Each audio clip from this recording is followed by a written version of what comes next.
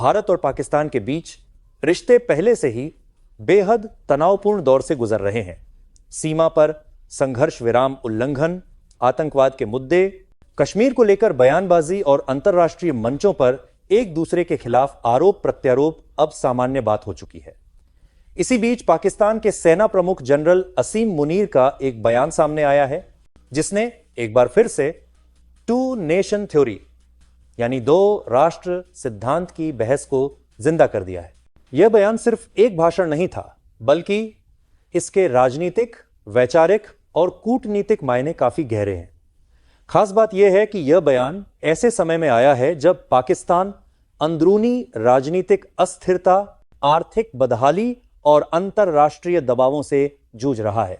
तो आखिर जनरल असीम मुनीर ने क्या कहा, यह बयान क्यों चर्चा में है, टू नेशन थ्योरी को दोहराने के पीछे पाकिस्तान की मंशा क्या है और भारत ने इस पर क्या प्रतिक्रिया दी, आज के इस वीडियो स्क्रिप्ट में हम इन सभी सवालों का विस्तार से जवाब देंगे। Compare complete. असीम मुनीर का बयान, क्या कहा पाकिस्तान के सेना प्रमुख ने।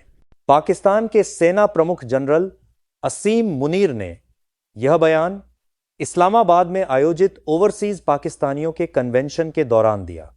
यह सम्मेलन उन पाकिस्तानियों के लिए था जो विदेशों में रहते हैं, लेकिन पाकिस्तान की राजनीति, अर्थव्यवस्था और विचारधारा से जुड़े हुए हैं। अपने भाषण में जनरल असीम मुनीर ने कहा, हम हिंदुओं से हर मायने में अलग हैं। हमारा धर्म अलग है, हमारी रीति रिवाज अलग हैं, हमारी सोच अलग है, हमारी परंपराएं अलग हैं और हमारी महत्वाकांक्षाएं भी अलग हैं। उन्होंने आगे कहा कि यही विचार टू नेशन थ्योरी की बुनियाद है और इसी सोच के तहत पाकिस्तान का निर्माण हुआ। उन्होंने यह भी जोड़ा कि पाकिस्तान को अपनी अगली पीढ़ी को इस विचारधारा से जोड़कर रखना चाहिए ताकि देश की पाकिस्तान के लिए अगली पीढ़ी की वजह से दूर बाजार है, हचान और उद्देश्य को कभी कमजोर न होने दिया जाए। असीम मुनीर के मुताबिक पाकिस्तान की पहचान इस्लाम से जुड़ी हुई है और इस पहचान को बनाए रखना सेना और राष्ट्र दोनों की जिम्मेदारी है। श्री टू नेशन थ्योरी क्या है? टू नेशन थ्योरी यानी दो राष्ट्र सिद्धांत वह विचारधारा है जिसके आधार पर भारत का विभाजन हुआ और 1947 में पाकिस्तान अस्तित्व में आया।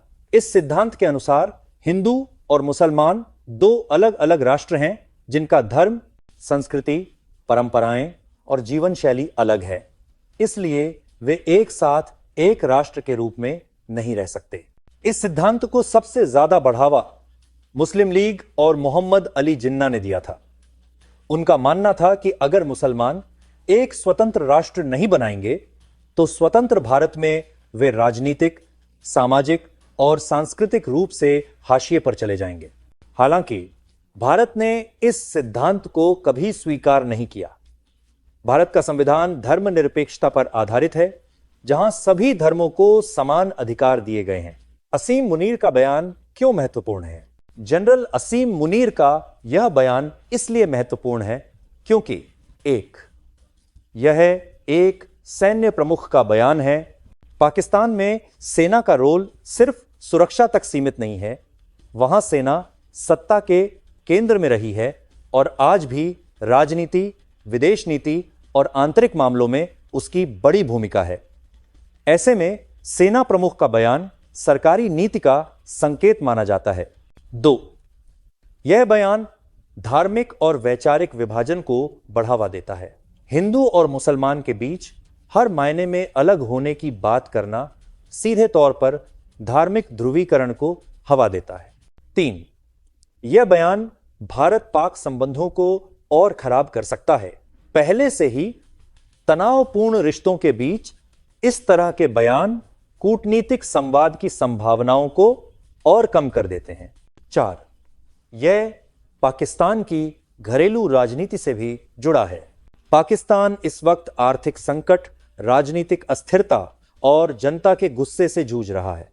ऐसे समय में धार्मिक राष्ट्रवाद का सहारा लेना वहां की सेना और सत्ता प्रतिष्ठान के लिए एक पुराना हथकंडा रहा है। पाकिस्तान के अंदरूनी हालात और बयान का कनेक्शन, यह समझना जरूरी है कि असीम मुनीर का यह बयान सिर्फ भारत को लेकर नहीं है, बल्कि पाकिस्तान के अंदरूनी हालात से भी जुड़ा हुआ है। पाकिस्तान की अर्थव्यवस्था गंभीर संकट में है, महंगाई रिकॉर्ड स्तर पर है, विदेशी कर्ज लगातार बढ़ रहा है, राजनीतिक नेतृत्व कमजोर है, जनता का भरोसा संस्थाओं से उठता जा रहा है। ऐसे हालात में सेना अक्सर इस्लाम, राष्ट्रीय सुरक्षा और भारत विरोध जैसे मुद्दों को उछालकर जनता का ध्यान भटकाने की कोशिश करती है। टू नेशन थ्योरी को दोहराना इसी रणनीति का हिस्सा माना जा रहा है। FA भारत की प्रतिक्रिया, क्या कहा नई दिल्ली ने। असीम मुनीर के बयान पर भारत ने सख्त और स्पष्ट प्रतिक्रिया दी है। भारत के विदेश मंत्रालय ने इस बयान को नफरत फैलाने वाला और इतिहास को तोड़ मरोड़ कर पेश करने वाला बताया। विदेश मंत्रालय के प्रवक्ता ने कहा कि भारत एक धर्मनिरपेक्ष देश है, यहां सभी धर्मों के लोग समान अधिकारों के साथ रहते हैं। पाकिस्तान बार बार टू नेशन थ्योरी को उछालकर अपनी विफलताओं से ध्यान हटाने की कोशिश करता है। भारत ने यह भी कहा कि पाकिस्तान को अपने अल्पसंख्यकों की स्थिति पर ध्यान देना चाहिए, जहां हिंदू, सिख और अन्य समुदायों को भेदभाव और हिंसा का सामना करना पड़ता है। एक भारत का तर्क, असली सच्चाई क्या है?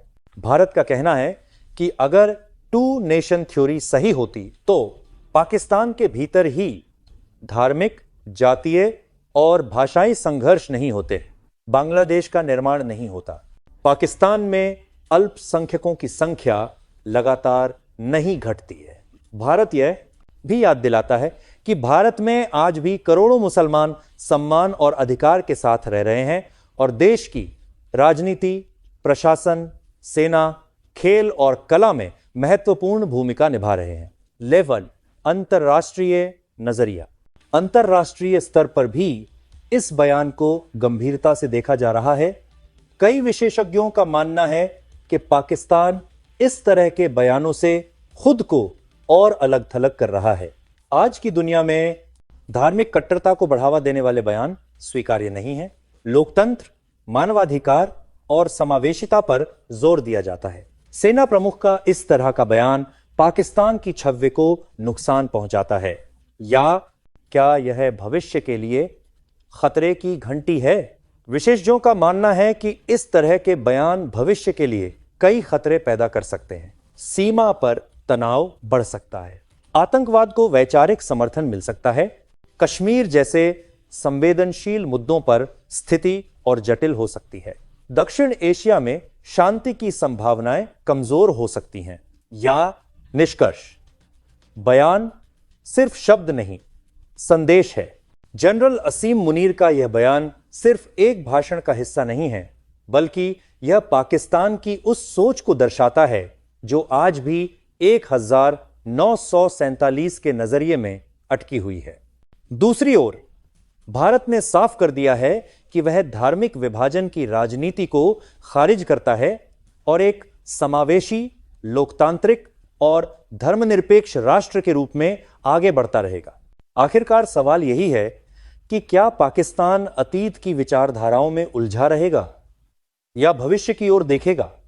और क्या इस तरह के बयान दक्षिण एशिया में शांति की राह को और मुश्किल बना देंगे? इन सवालों के जवाब आने वाला वक्त ही देगा।